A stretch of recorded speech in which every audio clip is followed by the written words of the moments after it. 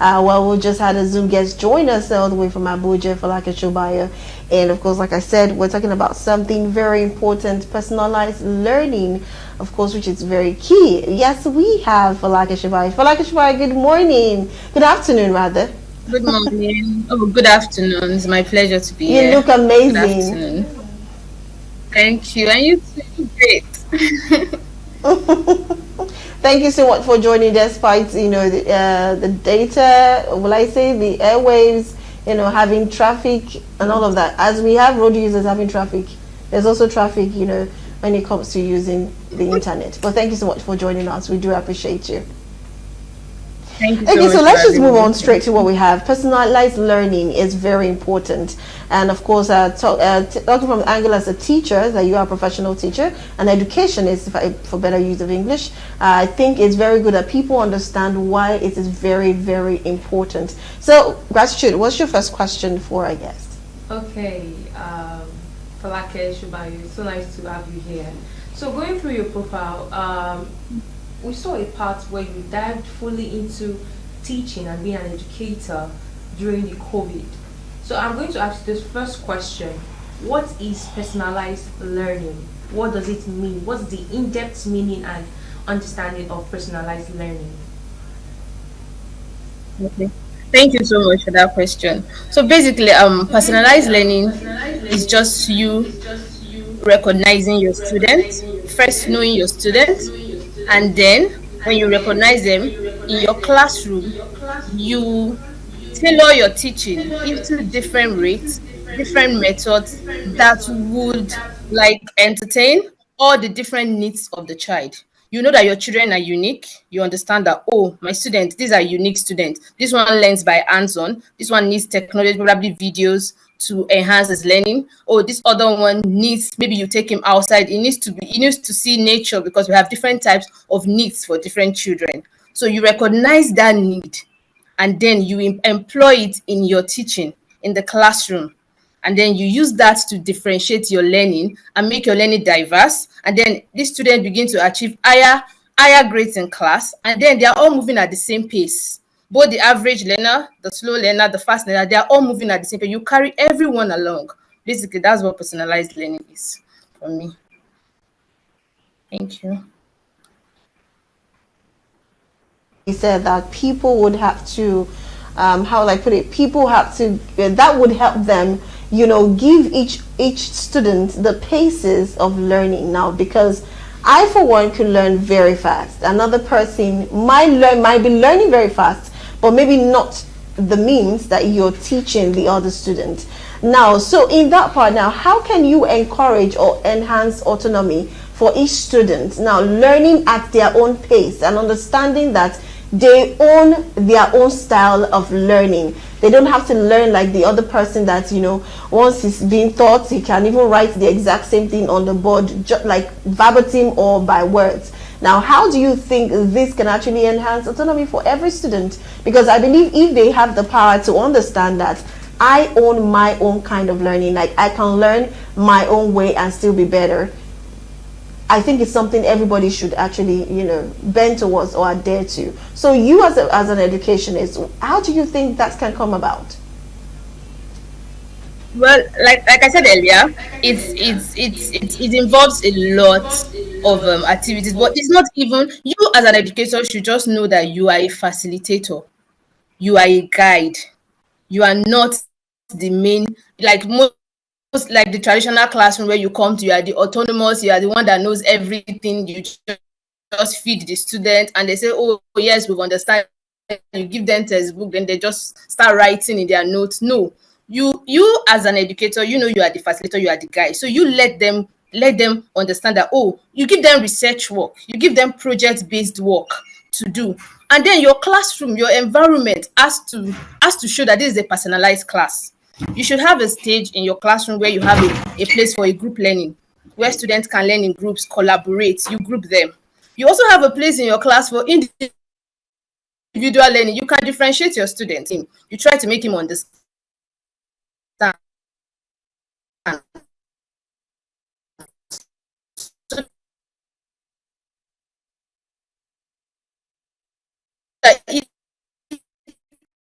can own that part because it's very, very important.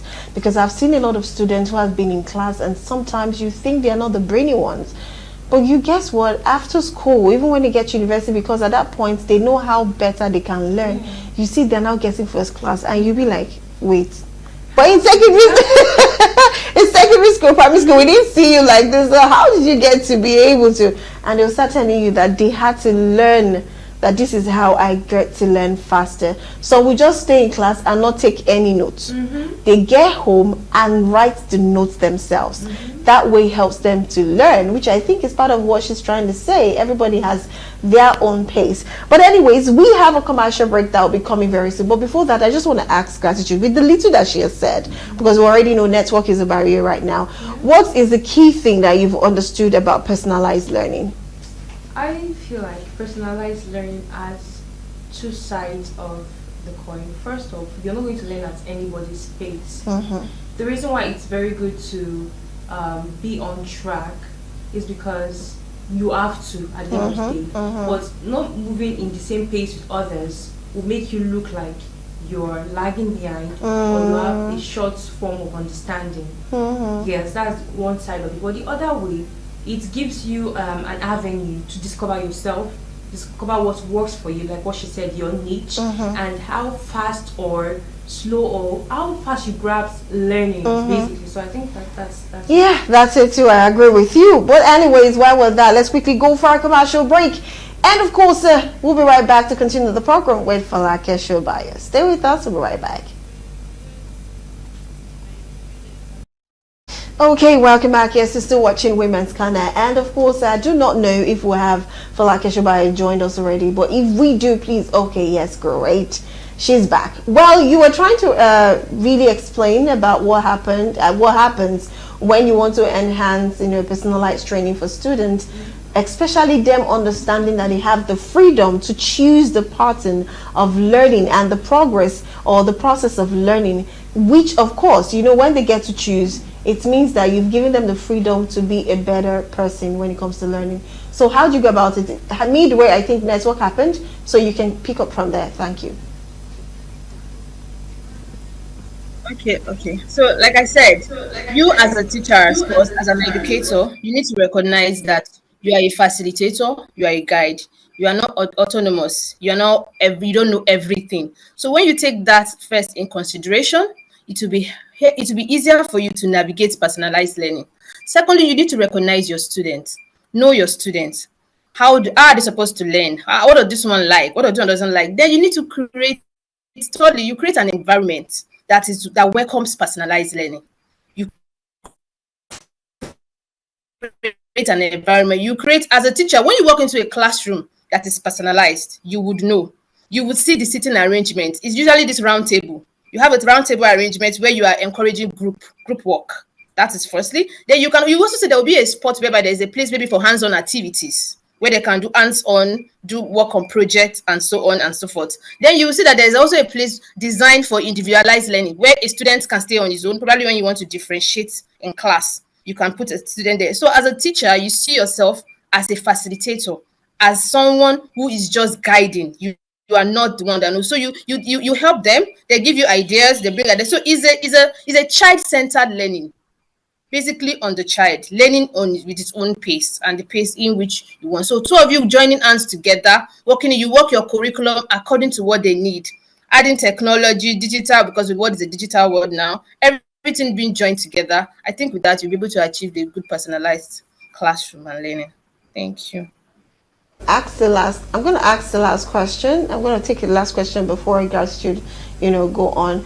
Now, I love the fact where you're involving the teachers, and of course the students. Now, can we take it a little bit back to the parent? Also, I feel like the parent has a role to play in that aspect because, of course, when the teacher does his or her part, right, when we get home, then we expect the parents to pick up from there. So how do you think when the teacher is helping a student to understand and harness or expand, his learning capabilities in whatever ways that works for him or her, what part do you think, or what role do you think parents should play to be able to make sure that there's a continuity in this progress or in this process? Yeah, thank you so much. Basically, personalized learning is a collaboration. I'm so happy that you involved parents, because parents are one of the key factors of this personalized learning. They are very important. As a parent, you should have a rapport, a good rapport with you should have a good rapport with your your teacher, the teachers who is teaching your child. Know from the teacher, how does my child behave in class? What are those ways that will help him? Oh, your child loves watching videos. Once he watches videos, he understands it better. Okay, send me the links on YouTube. Parents are there to guide and then to protect. Watch the videos with them, make them understand. Oh, he likes hands-on activities. Oh, their project. That's why mostly schools give out projects. Projects are like a form of a bond. They are trying to create a bond between. Most of these our parents are busy, but when we give projects whereby the child can't do it alone. So a parent must be involved. He needs an adult. So through that project, the parents are able to bond. You see what they are doing in class. You're able to create something with your child. You begin to understand that, oh, there's some skill. That's one good thing about personalized. It brings out the skill out of the child. You will see some skills that you don't even know your child has from what the teacher has given and from your rapport with the teacher. So it's a synergy between the teacher, the parent, and the child. Everybody to combine together to make it work and to work well better. Thank you. I don't know. That's fine. Okay, so while speaking, you mentioned technology, which is where my next question comes from. What role does technology play in personalized learning? And before now, you mentioned the support of parents. But the truth is, there's so many parents out there, or most parents out there, that would not still give their children access to technology based on one reason or the other. They feel the child is not supposed to be exposed to that part, or they don't trust their children to just restrict themselves to learn alone, or trying to digress to something else they don't want to. So what is the role of technology in personalized learning, and how should parents help their children when it comes to this technological aspect? Okay, thank you. We all know that children are digital beings. The children we have now, they are all digital beings. They're already used to this technology. They came with it, it's inborn. So if we can't rule out technology out of personalized learning, but it can be piloted and it can be regulated. As a parent, you should reduce screen time. You know, it's bad for the health. So you should regulate it. That's why we call it a parent, a teacher. You are a moderator. You are the monitor. You're the one regulating these things. You give them when they need. You give them time. Okay, and you are there watching them how they do whatever assignment they are being done. Because people give assignments, or we give them research-based assignment, just a part of personalized learning. You are with them all through. You don't, but most parents use technology as a form of babysitting. Oh, let me just give him so that I'll rest. No, you don't use technology that way. You regulate it. You monitor them. You are always looking after them. So, and then when you are done with the assignments or whatever research they are going through, you take it back from them. But you can't rule out technology. But you know, everything that is too much is usually bad. So once it's regulated, it's piloted, parents are involved. You are also involved with the research with them. You sit down with them. You both of you browse whatever thing they need to browse, whatever thing they want to learn. Because children learn faster with videos. I'm going to give an instance. We had a competition in my school where I teach. We had a debate. And then I've been trying, I didn't give them anything to read. I just told them, okay, go research on this debate, get back to me and get your argument. So I saw the way they represented it. It was not really as I wanted. So I asked them, okay, I put all their parents in a group. I sent them a link to a movie, The Debaters. I told, okay, be with your child. Watch this video with your child. So it will bring out the energy and the drive from the children. They watched this video, and the next time they came, they were so motivated with the video. Like, when these children did this debate, I really love it. I want to act like this girl. And they were able to perform well. And they came, we took the first position in that debate. Why? Because they were motivated. Parents were involved. I told them this movie is childlike, it's not bad. And the parents were there watching it. In fact, one of the parents was really encouraged. Can you tell me more movies that will encourage my children? That is using technology in a good way. But it has just had to be piloted, regulated, and monitored. Thank you. Much for Falake Shobaye. That was a beautiful one. Well, we'll call it a day today. It's unfortunate that network, did not allow us to start early, but at least we're able to pick one or two from you. And of course, we'll still be bringing you back again to talk more on personalized learning, because I'm sure we did not exhaust the questions that we have. And of course, you have not yet, I'm not sure you're satisfied with all you have said. You still want to say more so that people would tend to learn more about personalized learning. But trust me, we'll be bringing you back again. Thank you so much for joining us on the program. I hope you enjoyed the show, though. Thank you. Right, thank you. Thank you. I did. I really did. Thank you.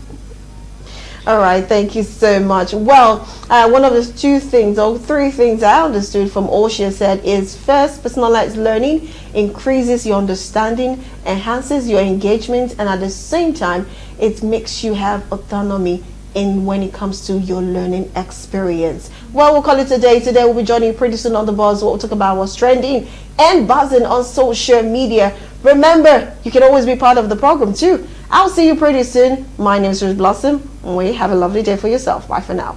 Thank you so much for joining us on this episode, this remarkable episode of Women's Corner. See you same time, same place tomorrow. My name is Gratitude Imokode, your gently host. Goodbye.